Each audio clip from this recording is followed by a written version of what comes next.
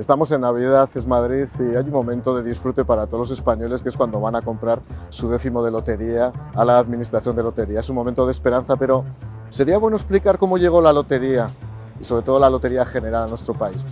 La hacienda pública durante los siglos XVII y XVIII estaba quejada de graves desequilibrios presupuestarios. No había capacidad para crear nuevos tributos, se había renunciado a la política monetaria como una forma también de obtener recursos adicionales y se pensó en importar el modelo de lotería que había en Nápoles. De hecho, Carlos III, que había sido regente en el reino de Nápoles, le pidió al marqués de Squillace que firmara un decreto el 30 de septiembre del año 1763, y además que quien era el director de la lotería napolitana, la famosa Loto Napolitana, José Pella, pudiera venir a España para establecer esa lotería. Y así fue como empezó la lotería en nuestro país. Pero ¿cómo era inicialmente la lotería en nuestro país? La lotería tenía una estructura muy compleja. En primer lugar, había que elegir 5 números entre el 0 y el 90. Y después las combinaciones eran diferentes. En primer lugar había un extracto simple, donde se escogía solamente un número, y si resultaba que coincidía con uno de los 5 números que salían del sorteo, resultaba premiado directamente. Había un extracto compuesto, que consistía no solamente en adivinar el número, sino además en adivinar el número y el orden en el que salía dentro de la extracción. Había un ambo, que era cuando se elegían 2 números, había un terno, que era cuando se elegían 3 números. La verdad es que el procedimiento era sensiblemente complejo y luego cada apostante decidía la cantidad que tenía que apostar.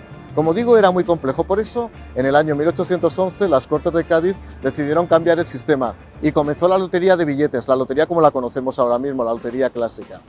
Esa lotería, la nueva lotería, cuyo primer sorteo fue en marzo del año 1812, pasó a denominarse lotería moderna, frente a la lotería primitiva, que era la lotería donde había que definir cuáles eran los números que tocaban.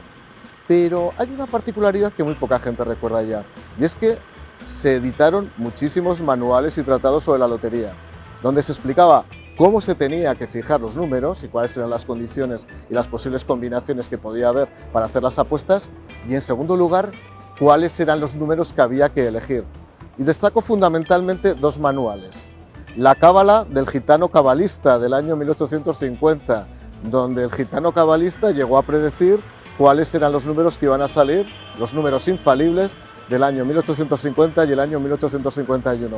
Como pueden imaginar, mucha gente acudía a comprar la cábala para ver cómo se podía enriquecer. Es verdad que no tocaba.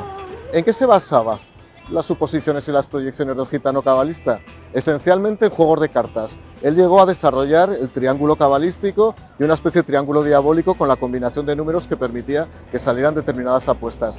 Pero es que en el año 1857, José Carrión, otro de los aparentemente especialistas en el uso del juego, introdujo otro sistema para la selección de los números, que es el sistema de las esmorfias, o lo que se llama también el talismán de los sueños.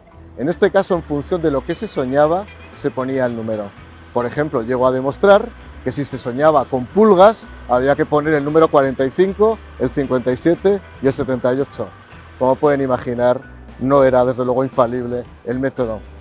En cualquier caso, la palabra esmorfia viene de Morfeo, del famoso dios del sueño, y como soñar es gratis, que les toque la lotería.